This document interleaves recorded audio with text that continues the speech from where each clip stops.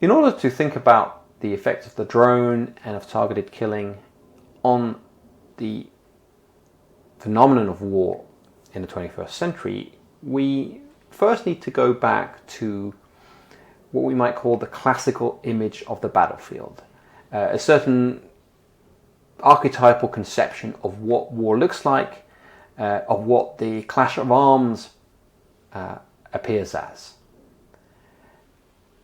And this, I think, is done by reference to the battlefield. When we invoke the battlefield, we immediately summon images that are very familiar to all of us, because they're represented through our cultural history and through media representations to this day. When we speak of a battlefield, we think of a bounded physical space, typically a field, in which densely concentrated armies meet by more or less tacit or explicit mutual agreement and clash for the duration of a single day. In addition to this, the battlefield is also a normative space. That is to say, a space in which certain rules prevail, and these rules are quite distinct from that of civilian life. It is on the battlefield that individuals are licensed to kill by virtue of their association to a larger collective. Because you are part of an army, and because that army represents a polity, a society, you are permitted to do what you would otherwise not be permitted to do, which is to kill another individual. And of course, implicit in that also is that you may be killed as a consequence of this. The battlefield also appears to us as temporally bound. In the ideal, the action conducted upon the battlefield is to produce a decisive outcome, perhaps one that determines the fate of a wider war and allows the restoration of peace. Think of Clausewitz's discussion of the decisive battle, the battle that will settle the conflict. In this view, war has a beginning and an end. So with the battlefield, we have, in a sense, a microcosm of what we think traditionally war looks like, as something that happens within delineated spaces, has a clear beginning and conclusion, and involves the mutual exposure to risk and death of adversarial forces. Now, this conception of the battlefield has always in some way been an idealization. There's always been manifestations of war that did not fit this description. But nonetheless, it has occupied, and arguably still occupies, a central place in the Western imaginary, standing, as I say, more generally for a certain understanding of what war should look like.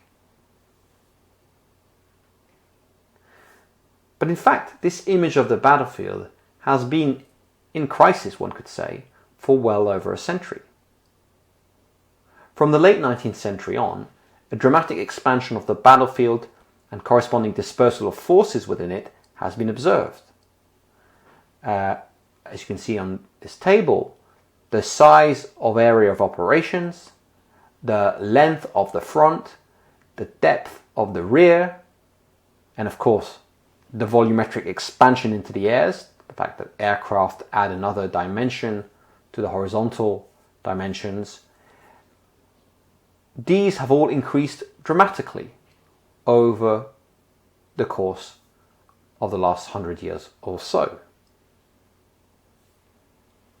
That increase happens very clearly from between, say, the US Civil War and the First World War onwards throughout the next century. As the battlefield expands, so the density of the battle space decreases, which is to say, soldiers become more spread out across the battle space. Every square kilometer contains a lesser number of soldiers.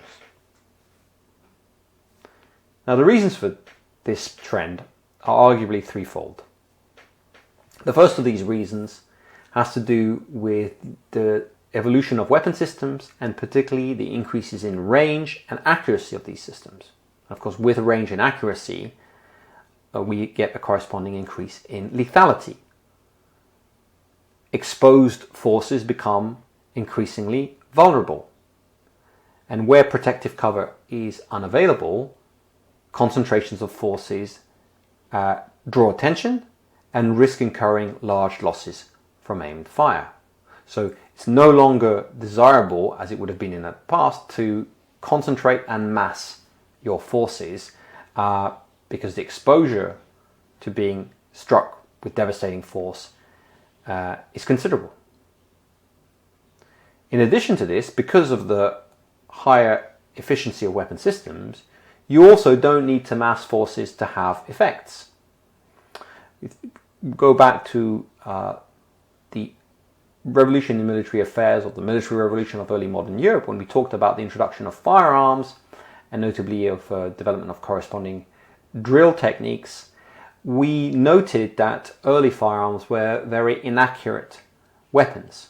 You simply couldn't aim very precisely with them, and therefore the most effective way of using these firearms was to shoot them in a coordinated fashion, to line up forces in close concentration and to unleash volleys of lead.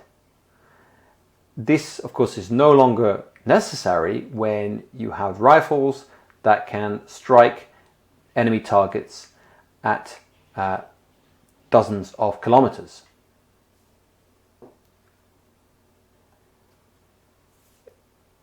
A second reason for the expansion of the battlefield and the dispersal of forces is the increased mobility of forces permitted by their motorization. So the introduction of the tank, the aircraft, it's simply easier to get around the battle space and therefore to occupy larger expanses of it. Thirdly is the development of information and telecommunication technologies, which allows the coordination of remote units. In the past, you couldn't spread out too far because you couldn't transmit orders, you couldn't receive reports at a sufficient speed or reliability so as to coordinate military action. Once you have radio telecommunications, you can operate over much greater ranges, coordinate actions across vast distances.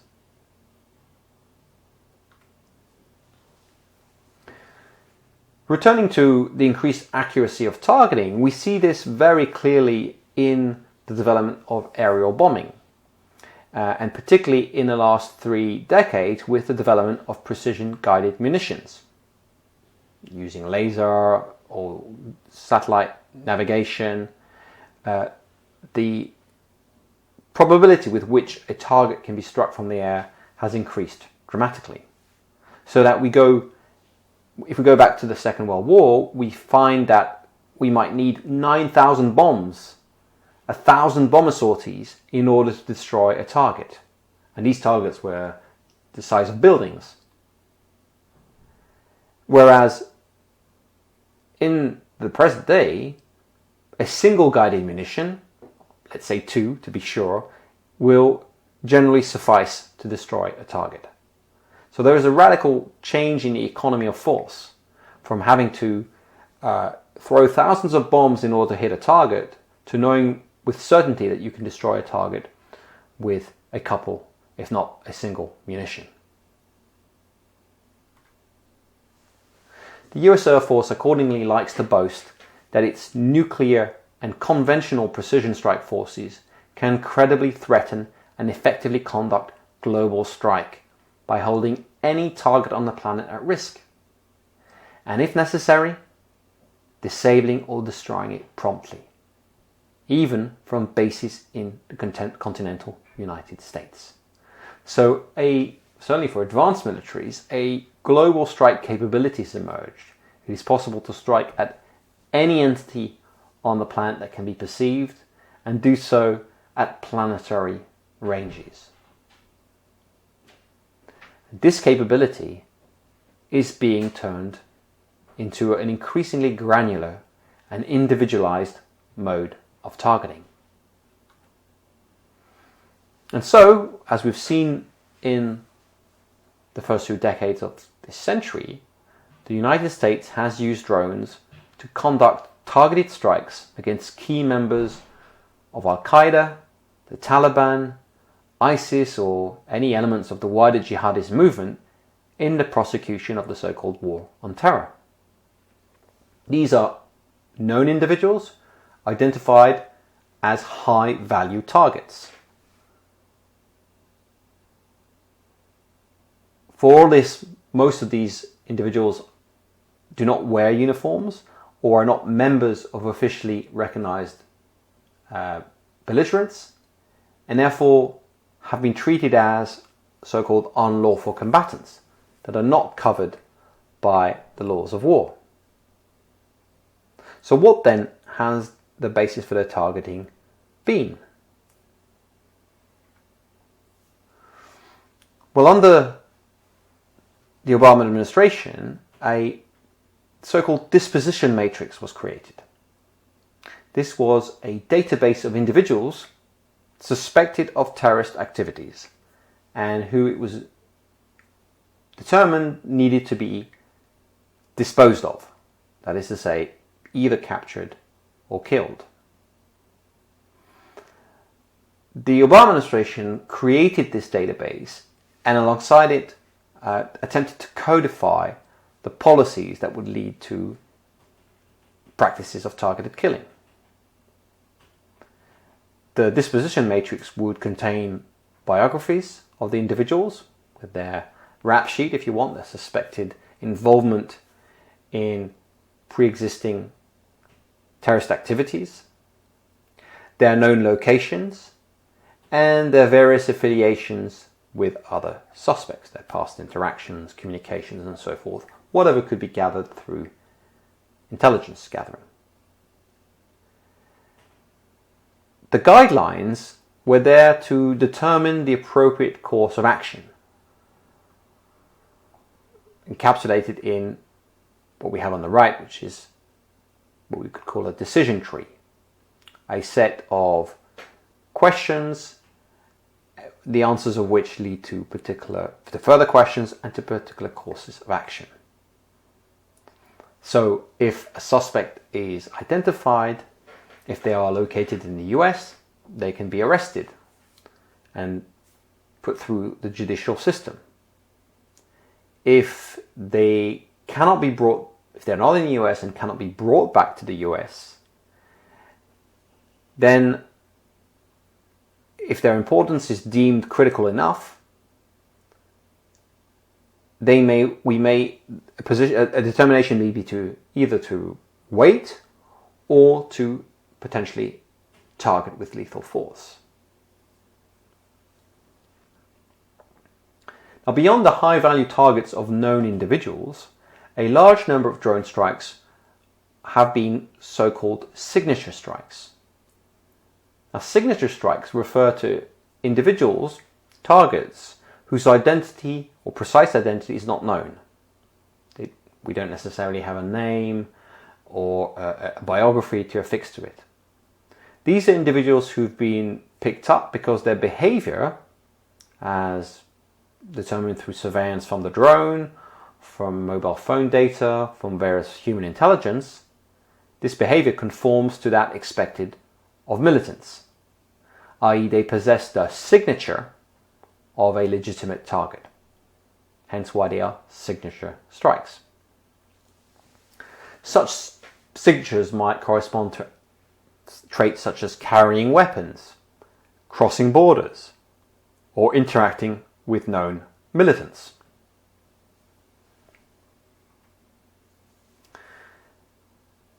General Michael Hayden, the ex-director of the NSA and the CIA, explained in a 2014 interview that we kill people based on metadata. Metadata is the information provided by your telecommunications with other individuals. So these are records of who you phoned, who you've exchanged text messages with, and so forth. And so by gathering metadata, you can trace a social network of individuals. And although you may not necessarily know the content of the communications, you could make inferences from it. This individual, let's say, is connected to a number of other individuals or has communicated with other individuals that we suspect, and therefore that's part of a pattern of behavior that suggests the signature of a militant or terrorist.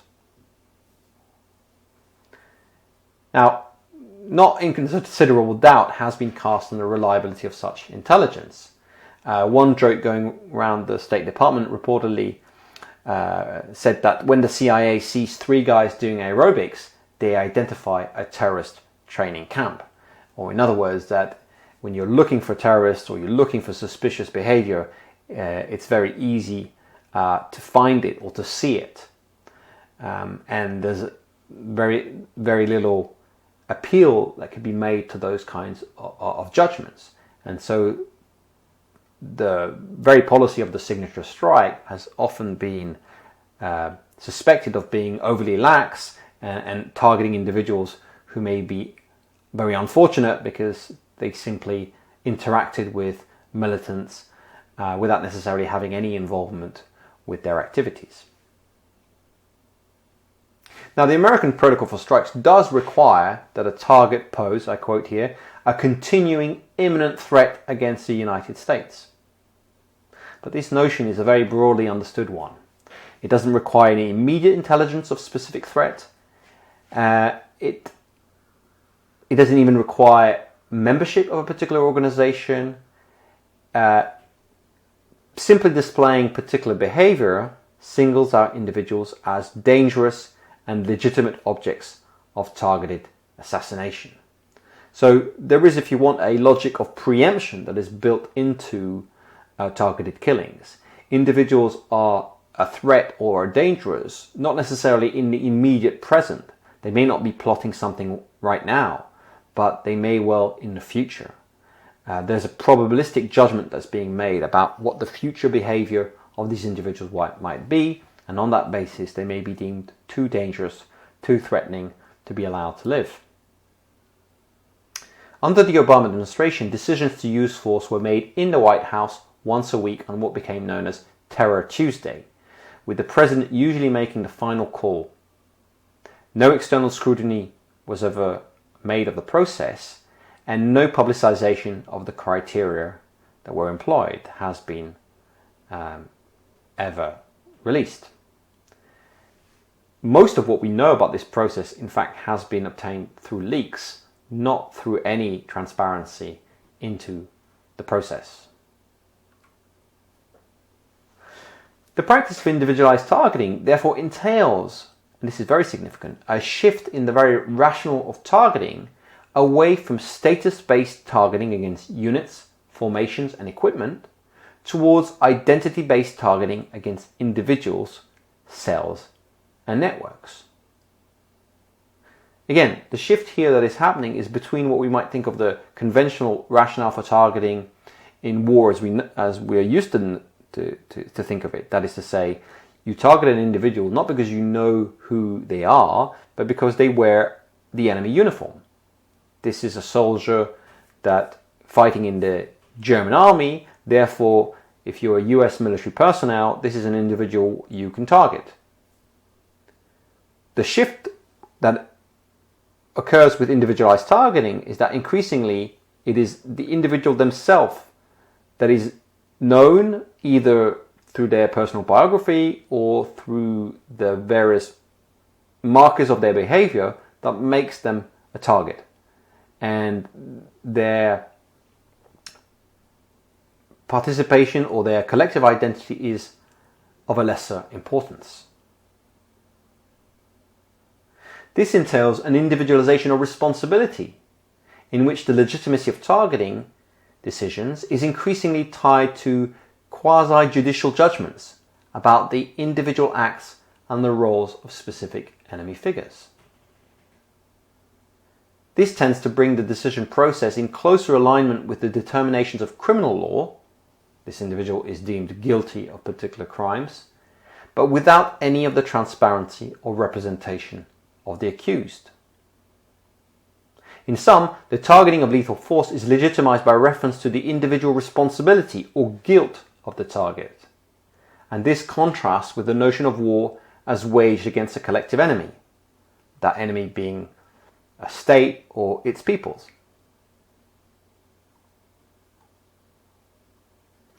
We can add to this the fact that many of the territories on which drone strikes have been conducted by the United States are not declared theatres of war in which it is engaged. The US is not at war with Pakistan or Somalia or Yemen, and yet it has conducted these operations on their territories. Doing so in violation of national sovereignty, or at least with some form of tacit cooperation. So, for example, the Pakistani government never officially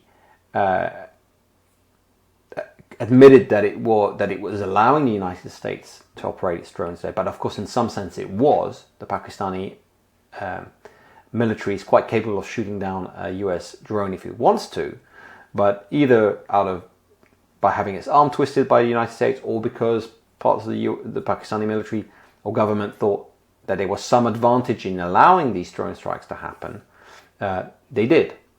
But nonetheless, they happen in a very murky legal framing, where what looked like military operations by an external state, including the killing of people on that territory and citizens of that country, these operations are carried out without any clear framing as an armed conflict. And in the absence of a recognized armed conflict, the use of armed force cannot be legitimized by appealing to the laws of war. If we are not in a condition of armed conflict, then the only applicable body of law is criminal law, and criminal law is much more restrictive on the permissible force. So some have suggested that drone strikes from this point of view are tantamount to an extrajudicial killing. These are individuals who ought to be prosecuted through the criminal system and effectively have been killed without trial, without any judicial transparency. Now, the US has sought to defend its use of targeted killings by arguing that zones of war are wherever are to be found the participants to a single armed conflict. So the US has argued that it is fighting a global war on terror. This is the armed conflict. And this armed conflict is anywhere participants to that conflict are. So if the United States finds in Pakistan a participant in the global war on terror, at least as it deems it, then such actions as it takes are covered by the laws of war, because this is an extension of that same conflict. But this contortion still highlights a fundamental shift in the ways in which war has been previously legitimized and conceptualized. In the past, the exercise of armed force used to occur within an existing battle space or war zone. You have a war in a particular terrain or territory, and therefore force can be used within because it's an armed conflict. Now it is the presence of a target that justifies the use of force in that location. This is what leads someone like Fred Kaplan to speak of the world as a free fire zone. War is no longer temporally and geographically bounded, but appears as a permanent and ubiquitous condition in which any space of the globe can, in principle, become the temporary site for the use of military violence. In the early years of the Obama administration, the government wanted to get away from the phrase the war on terror, which by then had become quite awkward and uncomfortable, and the Obama administration advanced an alternative phrase of overseas contingency operations. And in some ways, this phrase of overseas contingency operation is a particularly apt one. it describes, particularly in regard to the notion of contingency, meaning that operations will be pursued wherever a contingency requires it to do so. It makes much more explicit the fact that this is not a normal war and therefore a conflict that might somehow be resolved at some point, but rather an indeterminate state of affairs in which operations will have to be pursued whenever and wherever they are deemed necessary. So what the policy of targeted killing has done within the context of the war on terror is that it has fundamentally contributed to blurring the framing, the bounding of the phenomenon and the activity of war. And the legality of the use of force in this context has become very ambiguous because the targets are not recognized as legitimate adversaries. They are unlawful combatants. And operations are conducted in terrains very often that are not official terrains of armed conflict. And yet the force that is deployed is very much of a military nature, and the rationale that the US has been using has been to appeal to the laws of war or to the framing of armed conflict in order to legitimize what it's done.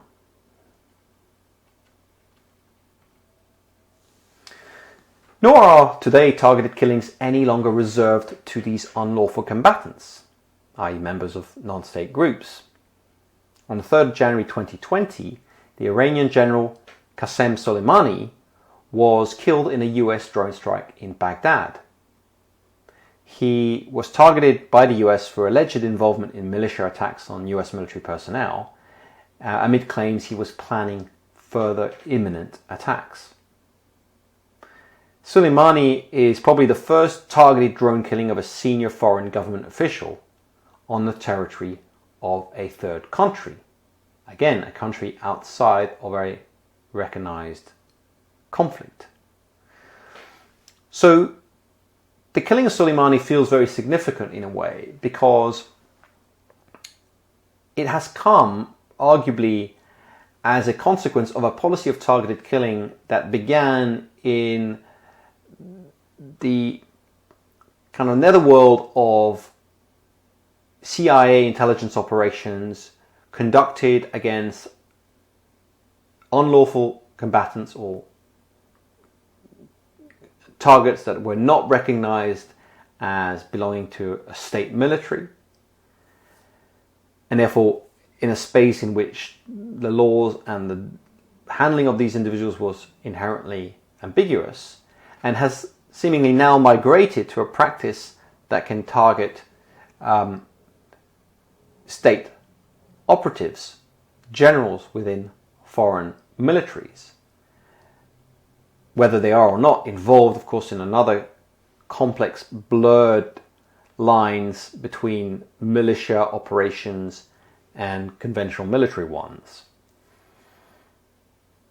But retrospectively, it may well be that this killing appears as a passing of a new threshold and speaks of the extent to which the individualization of targeting has become a central tool in the contemporary military arsenal.